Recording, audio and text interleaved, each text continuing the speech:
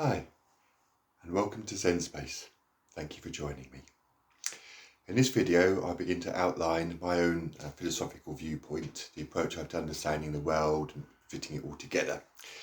In this, the transcendent and the transcendental play an integral feature.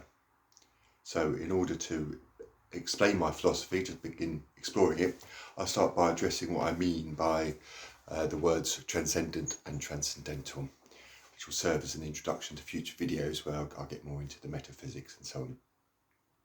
So the word transcendent is derived from transcend, which came into Middle English from Latin via Old French and consists of two Latin words, the prefix trans, meaning through, across or beyond, and scandere, meaning to climb.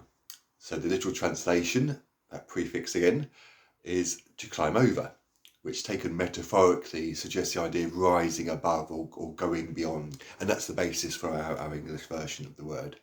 So the OED, copy of the OED here. So the OED gives the definition of transcendent as to be or go beyond the range or limits of a field of activity or conceptual sphere, to surpass a personal achievement.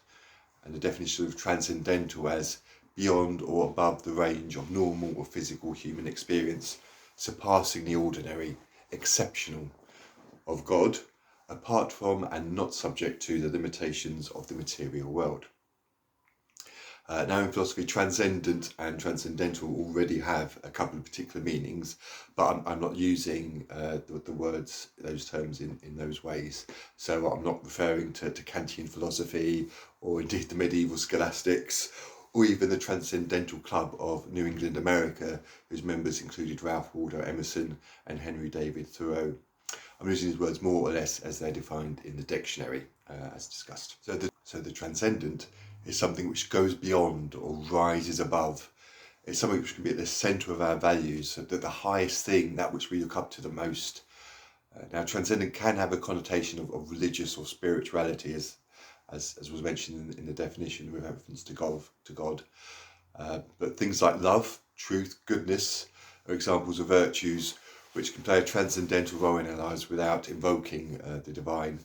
And things like family and nation are even less otherworldly and more concrete. At some point I wish to review this book here, Finite and Infinite Games, A Vision of Life as Play and Possibility by James P. Carse, which is a way of viewing life in the world which definitely incorporates the transcendent without the involvement of anything religious or particularly spiritual at all. So we can engage with the transcendent, be devoted to something which can inspire and give life meaning without anything supernatural or superstitious involved. Although often it's the transcendent that finds the individual, it can leap out upon them and grasp them, and one can't help but be fascinated by the appearance of the transcendent in one's life, and it can be completely transforming, usually for the better, though there are some exceptions. And I'll discuss this element of the transcendent when I go into the works of Jung on the archetypes and collective unconscious. But we're now approaching a more transcendent, something which seems to exist beyond the mundane in some way. This brings us to a more mystical looking understanding of the transcendent. Mysticism is a fascinating phenomenon found across religions and forming the basis of a number of different religions.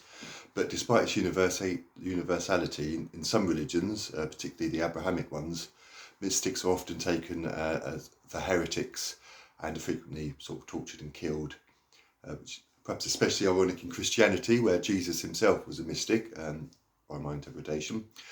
But anyone who came after him and achieved an equivalent sort of level of insight or some level of insight comprehending the nature of reality in the deepest manner, as Jesus himself had done, was murdered for being a blasphemer.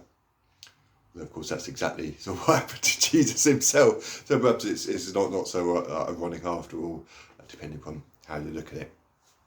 Anyway, I'll quote a passage now from Karen Armstrong's The English Mystics of the 14th Century.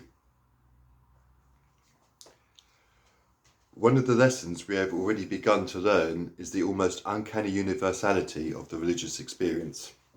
Men and women may express their faith in different terms, but there is an underlying and profound similarity beneath all the differences. We now realise that the great religions of the world are not monolithic institutions, but that they all contain several spiritualities, many of which are found right across the board of the world religions, which reflect different attitudes of mind towards our ultimate end. Mysticism is one such spirituality, found in all religions, and is a startling example of this deep unity of the religious vision. Mystics often have different beliefs which inevitably affect their experience. They will describe their interior journeys in terms of the orthodox traditions of their faith. Jews, Christians and Muslims, for example, believe in a personal God, while Buddhists feel that this is an unreligious idea and prefer to speak of an ultimate but indescribable reality. But the actual experience of all mystics is strikingly similar. All encounter a reality in the depths of the self, which is, paradoxically, other and irrevocably separate from us. All emphasise that this ultimate reality, which gives meaning and value to human life, is ineffable, transcending our limited words and concepts. Mystics are aware that their experience can never be explained in rational terms and insist that it is unhelpful and can even be dangerous to attempt to define the ultimate reality in terms of reason and logic. They feel that they have transcended the confines of their limited and isolated egos, and also feel that they have somehow been absorbed into the ultimate truth and are at one with the world. And that's enough of an introduction. But before I close, I'll say a few words why I consider the Transcendent to be so important. Firstly, the Transcendent offers a defence against nihilism, against the view that life, the universe and everything is meaningless. Nihilism commits us to a belief that all is folly, all is vanity, and nothing we can do will ever make any difference or matter in any way whatsoever. Nihilism therefore usually leads to cynicism, amorality and indifference to life that can turn into outright contempt. Nihilism, put briefly, is a path to darkness. Some thinkers, especially existentialists, have grappled with nihilism and tried to make a philosophy of life that incorporates it, such as Albert Camus' Absurd Hero, although he did say that the only question of philosophy is whether or not one should commit suicide. So overall, it wasn't a particularly positive or life-affirming individual there. I'll talk further about nihilism, why it needs to be rejected in a later video. Secondly, and finally for now, I've myself on a few occasions directly experienced the Transcendent.